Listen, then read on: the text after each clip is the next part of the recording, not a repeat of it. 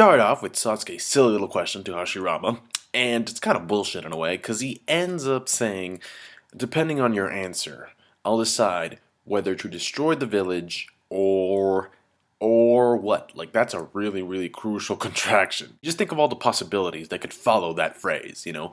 I will either destroy the village or adopt a puppy. I will either destroy the village or become a lesbian. You get a mini flashback with Orochimaru there, and it's the same thing. We don't get an answer to anything. It's just like, I want to know why you wanted to destroy the village so bad. But it ends up being cut off, so it's like, why the fuck was that even there, you know? Don't tempt me with possible Orochimaru dialogue. And then, of course, some of you guys caught this last week with Sasuke. You know, you're asking, why does he have MS instead of EMS? And my answer to that is pretty simple. It's Naruto, and ever since Tobi was revealed to be Obito, well, nothing makes fucking sense anymore. It actually took me a while to realize this, but logic is not one of the main reasons why I like Naruto as a series. And of course, the only thing Tobirama registered from what Sasuke said was revenge on the Leaf, so he goes old Gandalf on his ass, and he's like, you shall not pass. Then of course, Hashirama, and this is what I was saying last week, like why, if you're one of the most powerful people in the world, why do you have to have a douchebag personality? Why can't you, you know what, no, you shouldn't have a douchebag personality, because then if you have so much power, power corrupts, right? So if you are a corrupt individual, you're going to have a douchebag personality. But if you learn to be humble with your power, then obviously you're going to be a good guy. So it just goes hand in hand with what Hashirama is. There's really no other way to put this. Hashirama has Haki of the Conquering King. I mean, just look at that. Like, the floorboards start cracking, so Suigetsu looks like he's melting. The third looks like he's about to have a heart attack, so Minato, go get him a chair. Oh, Grandpa needs to lie down. You know how last week Tobirama was all like, silence, brother. No, this is the real STFU. STFU. And then he also says, lower your fingers. Fine. They all calm down eventually, and then Orochimaru reveals that Madara is up to no good. What a surprise. Tobirama is like, fuck, I'm getting out of here. I mean, if that guy's over there doing some shit, I gotta go. Just go. I'll crack this wall with my hand. But he can't. Why? Because Orochimaru is using Senju DNA. More specifically, Hashirama's. But, and that works for Tobirama. But it doesn't work for Hashirama. Orochimaru notices that, yeah, it's like, oh shit, like this guy's already broken out. I have to be careful. But Hashirama has already made up his mind. He's like, oh, relax, I'm not leaving here until I tell my story. And he sits down on the floor, and it really reminded me of kindergarten. You know, when like a teacher is about to read a book, and the class sits in a circle around her. Gather around, children.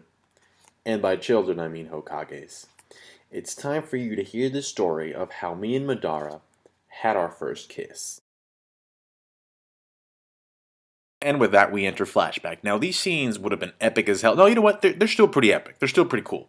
But we already seen this in that video that came along with the video game. We didn't see Hashirama's dragon in the video, though. And that might have something to do with the fact that the dragon was not revealed in the manga when the video came out. Madara's Susanoo doing his thing there. But what just really the jaw-dropping moment of this ending is that great landmaster. I did some research. It's a Shinto god, at least if I'm correct, all right? It's called Okuninushi, I think. Yeah, because his story is related to, it's intertwined with Susanoo's story. So I just thought, I mean, yeah, it's great landmaster. And that's what it looks like. Not only is he like the Senju version of a Susanoo, right? But he can actually grab a Bijou bomb. It's just like a little ball to him, you know? He's just like, oh, I'm sorry. Is this your attack? Thus, we enter flashback mode. And I'm going to say it's going to last for more than a chapter. Probably about 3. More or less, I think. I mean, if Kabuto's flashback was how many chapters? I mean, this is more important than Kabuto, obviously. So I think, you know, it's logical to assume that it's going to be longer. I hope he shows the full fight, though. Because Madara has to, quote, survive. It was more like a transitional chapter, so I can't really, like, be too positive about it or too negative, because it was just like a transition, you know. It's just like we're going into the heart of the story here, so you know that's what this chapter was for. I'm still liking Hashirama's personality though, so yeah, can't wait to see what happens. Tell me what you thought about the chapter, and rate and subscribe, and thank you so much for watching, guys. Bye. One last thing, because the fight did remind me of the video, what else did we see in the video? Time manipulation via Sharingan, right? So I mean, if this is in the manga, well, that confirms it to be canon. And if that is confirmed to be canon, then there's no way in hell Sasuke is not getting that ability. So I guess we'll see what happens. Talk to you later. I can just imagine Minato going over to Naruto and being like, son, I am so proud of you. Every parent's dream is for their son to end up working together with his parents' assassin.